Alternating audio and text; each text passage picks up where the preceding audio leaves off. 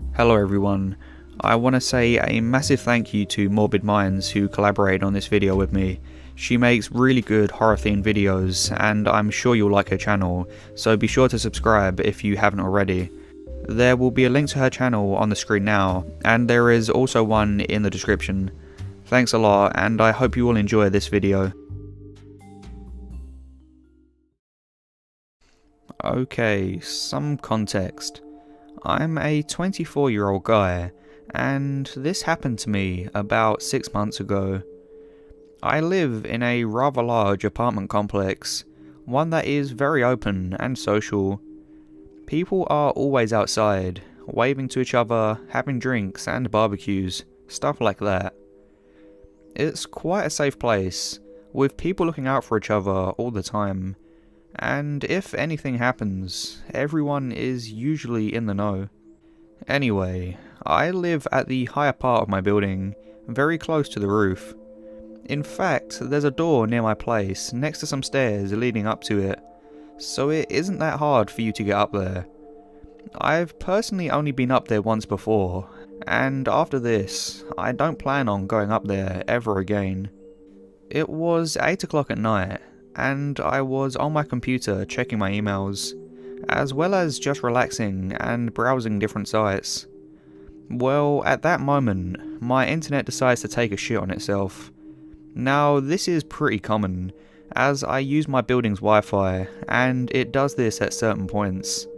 This would be okay, but I was reading about 3 important emails, and I couldn't check the other 2 at the time because I didn't have the other tabs open. So I decided to head outside, around to the other building at a friend's house who I know. They're really nice about letting me use their internet when things like this happen. So I'm getting up to leave my place, and I get outside into the hallway, when I hear a thump above, on the roof. This didn't surprise me that much though. I thought it was probably someone up there drinking or hanging out. Sometimes it happens. So I get to the bottom of the building, and I'm leaving, and I hear a loud rattle coming from the roof. I look up, and I don't see anything. I brush it off as a random person on the roof who fell or something like that. So I continue walking. A few minutes later, I'm nearing my friend's building, and I hear a nearby bush shake. I'm getting a little weirded out at this point, but I dismiss it as a cat or a lizard moving around in the bush and just keep walking. I arrive at my friend's place and sit on the curb near the entrance. I pull out my phone, unlock it, and go to my email, and continue where I left off. A few minutes into reading it, I hear another rattle, like at my building, only now it's here. I'm getting an increasingly bad feeling about this, but I keep telling myself it's nothing. About 5 minutes later, I happen to look up at the roof, and get startled for a minute. There's a guy peering down at me, crouching. I figure he's just enjoying the view of the place, and just happened to be looking at me for that moment. I shine my light from my phone at him, and I can make out more features. He's wearing tattered pants, a black hoodie and a mask. One of those white masks you can buy at a party store. Only on it is drawn a really large smile. Now this just creeped me the fuck out for a moment, but again, I give myself an excuse to brush it off. I laugh nervously at the guy and just go back to reading. I look up a few minutes later and the guy is sticking his head over even more. I'm starting to get scared now. This is beginning to feel like some horror story. It was just me and this guy out there, and I really didn't know what the fuck he wanted, so I decided to get up and just walk back to my place. I get back with no trouble at all, and start laughing by the time I get there, thinking about how silly I was. The guy was probably some prankster trying to scare me or something. So I'm in a good mood walking to the entrance, and I look up, and immediately feel all my good mood drain away. That same fucking guy is there, only now he's on my roof, in the same creepy manner, staring down at me. I figure he must have run over when I left, and gotten to the top of the roof before I got there. So I'm just standing there, frozen for a moment, and this guy tilts his head, as if he's wondering what's wrong. I quickly get inside and just try and forget about it, going to my place and locking my door. My internet is working now though. So later that night, I decide to go to sleep and lay in my bed for a while. Finally, I start getting sleepy and shut my eyes. A little while later, I hear tapping on my window near my balcony, so I get up to investigate the noise. I go to my balcony's glass door, pull back the curtain, and immediately scream. The guy, who I'll call Roofman for obvious reasons, is fucking hanging from the roof, and staring at me upside down. He tilts his head, and I'm standing there, frozen, wondering where the fuck this psychopath came from. What he does next though frightens me even more. He climbs down onto my balcony and knocks on my glass door, like he wants in. When I don't comply, he starts banging lightly. This proceeds to escalate until he rams into the glass full force, cracking it. By this time I'm scrambling up and unlocking my door to get the fuck out of there. I open the door and go out quickly as I hear the glass shatter. I shut the door and run down the hall and bang on a neighbour's door. I hear my neighbour come to answer and look back at my place down the hall and see my door open and the roofman peeks out. At this moment my neighbour answers and looks at me worried. I point down the hall and he looks. The roofman is standing there, staring us down. He suddenly breaks into a sprint, running at us crazily.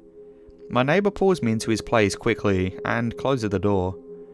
A couple of seconds after, we feel loud banging at the door, much louder than my banging earlier.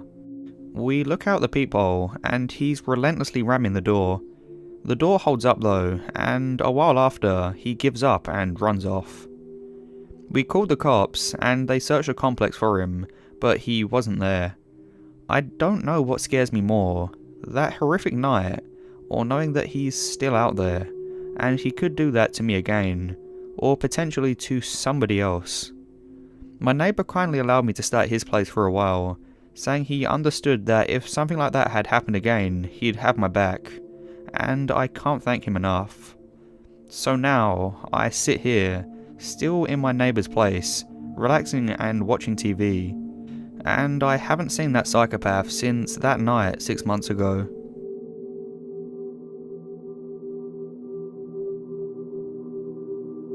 First of all, I'm a young woman barely big enough to walk my dog. If this had escalated at all, I have no idea what would have happened. I'm not easily frightened, but this scared the shit out of me. It actually happened last night and I have no idea if it'll happen again, but I figured it was bizarre enough to post here. It's just me and my giant dog in a nice private apartment attached to some townhouses, separated from the other buildings by a strip of woods. It's kind of like a tiny house that just shares a wall with the apartment's building. As nice as it is, it's in a not so nice part of town, but I have a backyard, my own space, and working electricity for cheap, so I love the place. It's my first time living out on my own, and I'm not gonna lie, I've been a little freaked out about living alone, even with a big dog for security. Last night definitely didn't help. So I was laying in bed browsing Reddit and trying to fall asleep when I heard tapping on the window. My bedroom has 2 windows facing the backyard on ground level, about 3 metres from the tree line with nothing but open grass outside. At first, since I'm not used to sleeping on the first floor, I thought it was a tree or something blowing against the outside of the house. When I remembered I'm on the first floor, an only floor with no trees close enough to reach the house, I started feeling a little bit nervous. I was some weird mix of both scared and annoyed that the tapping was keeping me awake. The noise had my dog's attention, but he wasn't barking yet, which meant it probably wasn't a person, so I wasn't as afraid as I could have been. Gradually, annoyance replaced the fear, and I decided I should tell whatever it was to knock it off. It had been nearly 30 minutes of this weird, uneven tapping. It was almost midnight, and I had an early start in the morning. Best case scenario, there was no one outside and I was talking to myself with no one there to hear me. Worst case, there was someone outside. My nonchalance would catch them off guard and they would leave. Right? Yeah, absolutely. I figured if there was someone there, they expected fear, not conversation. I worked up some courage and called "fuck off" into the dark. The tapping continued. A couple seconds later, I repeated a little louder, "Fuck off, I'm trying to sleep." The tapping stopped. After a second, I heard a male voice call back, "Sorry." The tapping didn't start again, but holy fuck. I didn't expect someone to actually be there. I got out of bed and ran to the window with my phone in hand, ready to call the police. But when I peeked through the blinds, I saw the guy with his hands up and the weirdest smile on his face. I quickly turned my phone flashlight on and put it in front of my face so he couldn't see what I looked like. A few seconds later, I turned the light off, and he hadn't moved an inch, not even his face. He still had that weird, creepy smile and stared at the window with his hands up, like he was posing for a photo. In hindsight, I don't know why I didn't take one. Finally, he turned around and started walking back through the woods and into what I assume was his own apartment right across from mine. What a way to meet the neighbours. I have no idea what possessed him to tap on my window for half an hour or what he had in mind, but he hasn't come back yet. Not sure what I'll do if he does. I didn't fall asleep last night and I'm nervous to go to bed tonight, but I have class in the morning. Besides, I have a big scary dog for exactly this reason. I should be fine, but still, what kind of person just knocks on some stranger's window at midnight? When I woke up this morning, I saw the window pane on the outside had a few deep scrapes. I'm not sure if the guy made them, but I'm reporting it to management, and maybe the police, tomorrow. I don't want to know why this guy wanted into my bedroom if he did. I hope he just wanted to rob me. So, weird neighbour across the woods, let's never ever meet again, please. Especially not through my bedroom window in the middle of the night.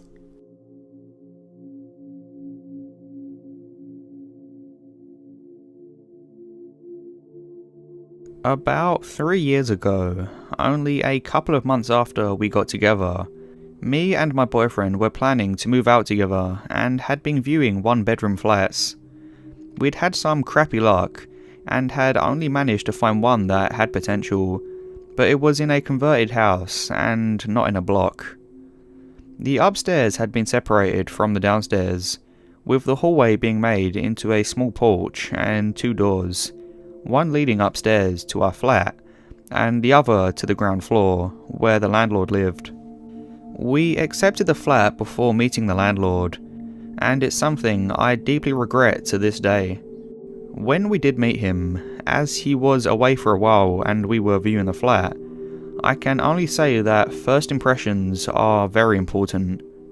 This whole gut feeling thing is real, and I should have followed it. He spoke in a very common British accent, which irked me from the beginning. He looked strange, with horrible, intense, creepy blue eyes. I can't even remember vividly what he looked like, because something about him made me not want to look him in the eye.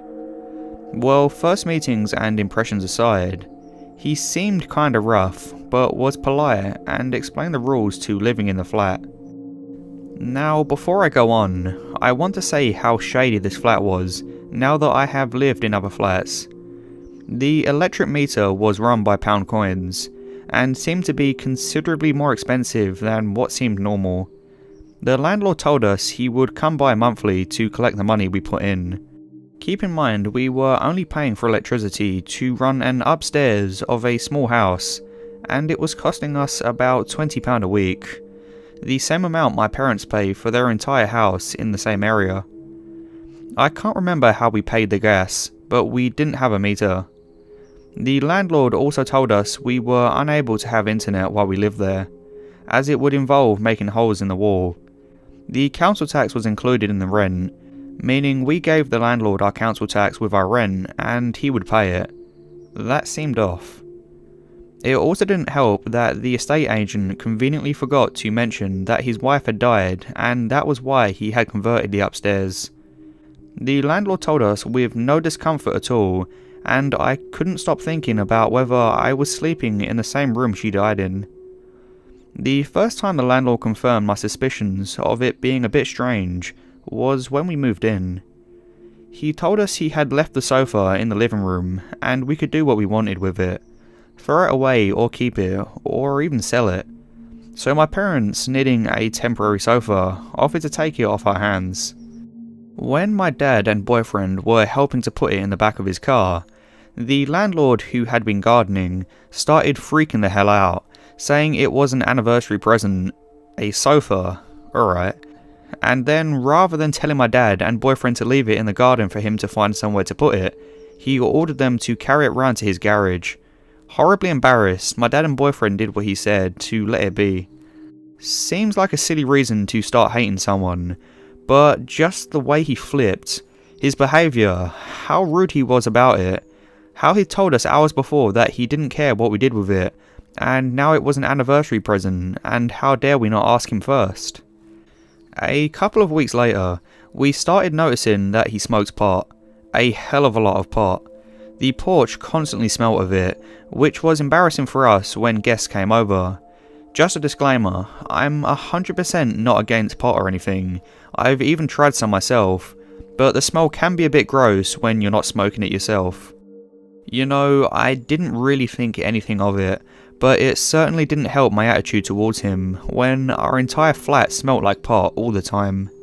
Another reason he made me uncomfortable was that I used to work at a bar for the first few months I lived there, and whenever my dad dropped me off home at around 3 AM, when most of my shifts finished, he would look out of his living room window, creepy shit, seeing his shadowed silhouette just standing there while I walked to the front door, no matter what time I came back. He also never approached me, always talked to my fiancée instead. Early in the morning, when my fiancée had come home from work, the landlord had opened the door to tell him that I was too noisy coming in at night, and that he needed to tell me to be more quiet. This coming from a guy who was doing God knows what downstairs at ridiculous times in the morning. And I know it was a silly thing for the landlord to shout at my partner for, because I tried to be as quiet as possible whenever I came home at night, so he wouldn't wake up and open the door and scare the hell out of me. Flash forward a couple of months, I realise that I'm pregnant. Me and my fiancée are super happy. We have some friends around one night, and the next day, we go to tell my parents about our pregnancy. Now, before I go on, I should say that me and my fiancée smoked inside on occasion, when we couldn't be bothered to go outside. I used to smoke outside the bathroom window when my partner was at work during the night shifts, so I didn't have to go out alone and risk encountering our creepy landlord. One afternoon, me and my fiancée are cuddling and watching a film together. We hear a knock at the door. It's the landlord asking to empty the electric meter. This is strange considering he'd only emptied it a week ago, but I couldn't tell my partner since I hid whenever the landlord came in because of how uncomfortable he made me feel. I'm just sitting in the living room with the door closed. It was a bit of a mess, and I hear the landlord and my fiancée making small talk, but the landlord doesn't put his ladder up to get to the electric meter. I hear him starting to walk around the flat, his voice irritated and angry, and my fiancée trying to stay formal and polite. I get up to stand near the door and hear better. Apparently, my fiancée tells me later, the landlord had decided to do a sudden inspection of the flat. He walked directly into the bathroom and pointed at cigarette ash on the windowsill, not even hesitating or looking anywhere else. He then walks directly into the kitchen and points at the washing up we had, saying he's not judgmental about the way we live, but it'd been there for days. We were pretty unclean people back then. Before he had the chance to go any further, I opened the living room door with our contract in hand and shouted at him, reading out the part that said he wasn't allowed to enter or inspect the flat without 2 weeks' notice. He then said with the biggest shit-eating grin on his face that technically my boyfriend had let him in, so it didn't count. We argued about it for a bit until he blurted out, "When was you going to tell me that you're pregnant?" I will always remember that deathly silence that followed him saying that, only broken by me, and I asked him how he knew. He told me he'd heard us talking about it. I told him that we hadn't talked about it anywhere he might have heard us, in case he tried to decide to evict us, knowing we'd move out to find a 2-bedroom because of it eventually. He then told us he knew because of Facebook. My privacy settings on Facebook were set to the absolute max. My fiancés didn't allow anyone who wasn't friends with him to see his statuses. Later, when we attempted to look him up, He didn't even have a Facebook account. I told the landlord this, who then changed his story again and said that it was a friend that told him. This 40-year-old man, whom had no visitors in the 6 months we'd lived there, had a friend to tell him. We got him to leave and both sat down, freaked the fuck out. Even more so after realising he had never even bothered to empty the electric meter before he left, so that had never been his intention for knocking in the first place. I didn't say anything, even though I knew that after that, the landlord had been coming in when we weren't there, and my partner thought the same. He knew where the cigarette ash was on the windowsill straight away. The bathroom window was never open much when I did smoke, since it was restricted by a child lock, and would have looked like steam if he had looked up and saw it coming out the window. I never smoked out during the day, only at stupid times in the morning, and barely smoked at all. How had he known the washing up had been there for days? And more importantly, how the hell did he know I was pregnant? We figured out the way he must have known. At your first midwife appointment, you are given books and leaflets to put inside a folder to bring to other appointments. This sat on my desk in the living room, a room he hadn't entered when doing his surprise inspection. Had he gone through it? We searched for cameras in the smoke alarm and other various places in the flat, but the landlord had done the construction work himself, so we had no way of knowing about any recording hardware without breaking the place apart. We wasn't able to move out until our contract allowed us to. I had to live there for a month, in the early stages of pregnancy, above a man who was either entering our flat when we weren't there, or recording us. We had enough evidence in our minds, but nothing solid enough to go to the police about. I kept a key in the door every night so he wouldn't be able to use his, just in case. Closer to the termination of our contract, we wrote official letters to the estate agents explaining the circumstances. We had reason to believe he was entering without knowledge and recording us, and wrote one official letter to the landlord, posting it through his letterbox. The funny thing, he didn't even confront us about it, didn't tell us we were making up stories or lying, just ignored us whenever we saw him. We managed to get out of the flat and move into a different one, which was also just as shitty and has its own problems. But you want to know the most fucked up part? We had all these meetings with the estate agents, told them everything and what had happened, talked about how dodgy everything to do with the flat was, the electric meter, no internet allowed, and the estate agents even told us he'd talked to the landlord about the allegations and they had sorted it, whatever that means. Once we'd settled into the new flat, out of curiosity we looked online, and the flat was listed under the same estate agents again. Knowing that this guy could have potentially been filming or monitoring his tenants, the estate agents still relisted the property. It scares me to this day, knowing that innocent couples like us could be moving in there, not knowing that the person below them can come and go as they please, and has no problem doing so, or could be filming them doing all sorts of things. I know this doesn't seem as out there as other stories on here, but it's real, so likely to happen to anyone. That I figured would be a good warning, if anything.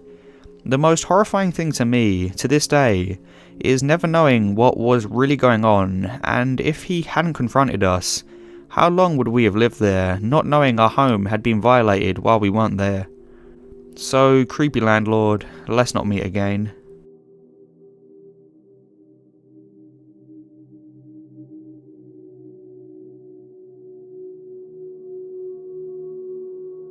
I live in a pretty major UK city. I moved here when I was a student 7 years ago. In my second year of uni, I was living with 3 other girls in a little outskirt in a really studenty area, an area that has really dodgy outskirts known for crime. The kind of place where students are warned to stay by the main road at night. A few roads away from me was a street that had become infamous for rapes and sexual assaults that year. There was supposedly a guy or gang of guys on the loose, and the story was constantly being covered in the news at the time.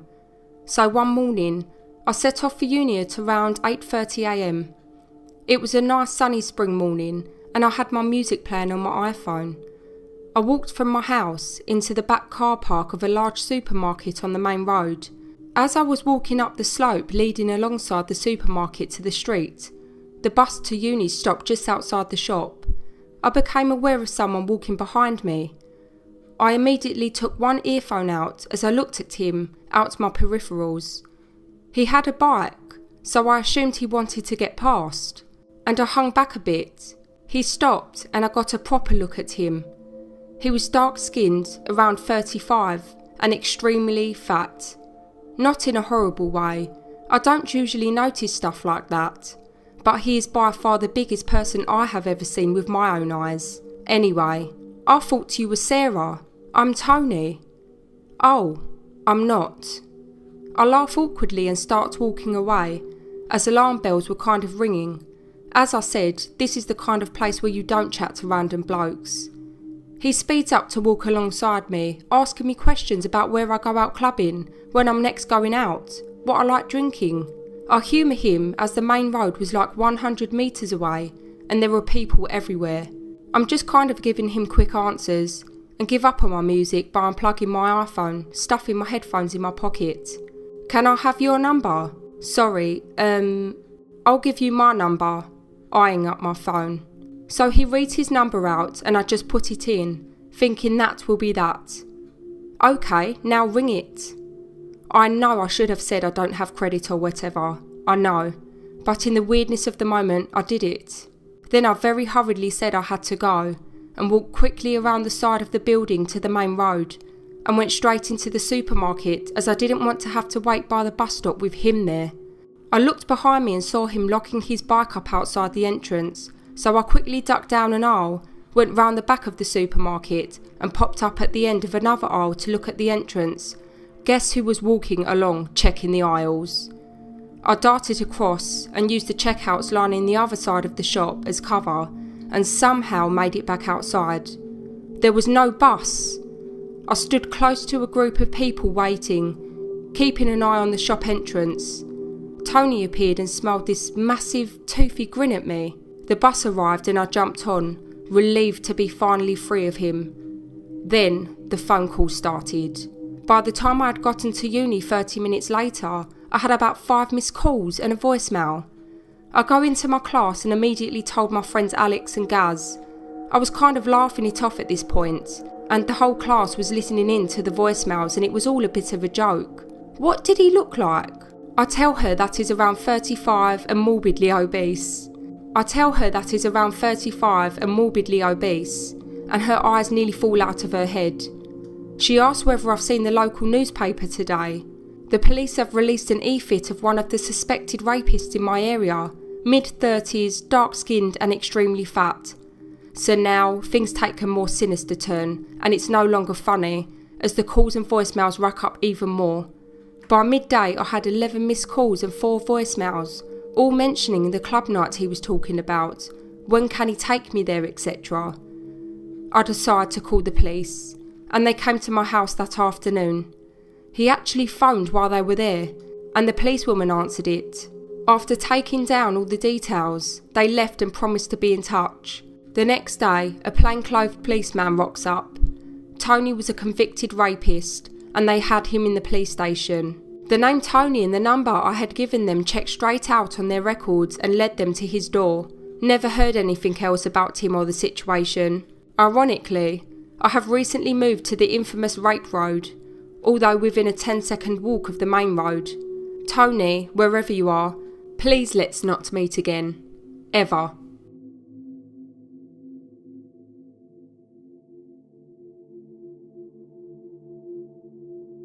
So, just some info for everyone. I'm a 16-year-old kid, and my girlfriend is the same age.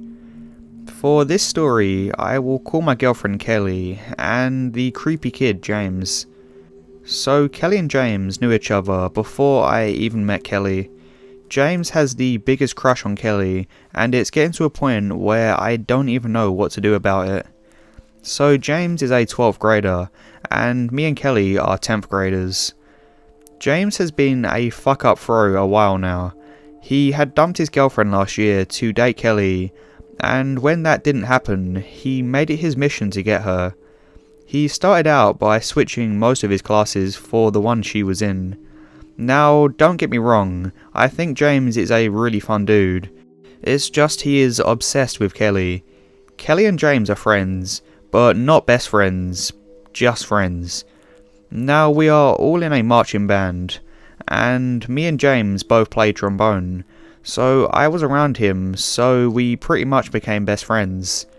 It was pretty fun, until he showed me his many pictures of Kelly. Me and Kelly aren't dating at this point. To this day, he still has almost 200 pictures of her. Things only get bad from here. Now it's October, and me and Kelly start dating. James gets really upset and mad at me. He starts talking shit about me to his friends. This I don't really care that much about, but then he starts telling me things. He told me a few times that he and Kelly kissed and that I should break up with her. Every time he does this, I know he's lying. Kelly isn't that type to cheat, so I confront him about it and he breaks down and starts to cry. I feel bad and just ask him to leave me alone, so he does just that. But he starts to date Kelly's best friend for about a month and then dumps her for no reason. This is when he starts confessing his love for Kelly 2 or 3 times a week. This really pisses me off. This goes on for about a month and a half. The entire time he thinks I don't know he has been doing this, so he is friendly to me the whole time. It's now December and I get a call from Kelly and she says, there's someone outside my house and he's been there for 2 hours. This freaks me out and I call James. He lives down the road, so I thought he might be able to see who it is. When he answers, I ask him who is he, and without saying a word, he hangs up.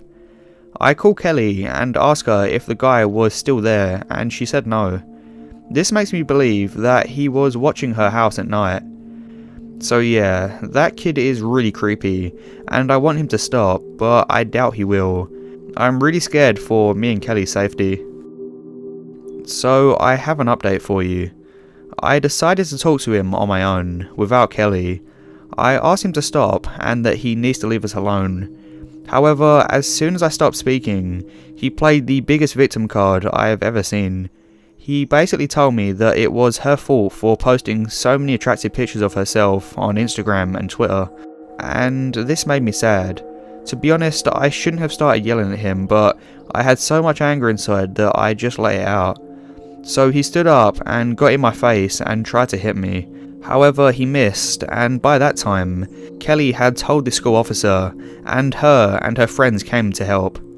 So yeah, he's probably going to get suspended, and I wish I didn't yell at him. That was an idiot move on my part. So I will just keep you guys updated.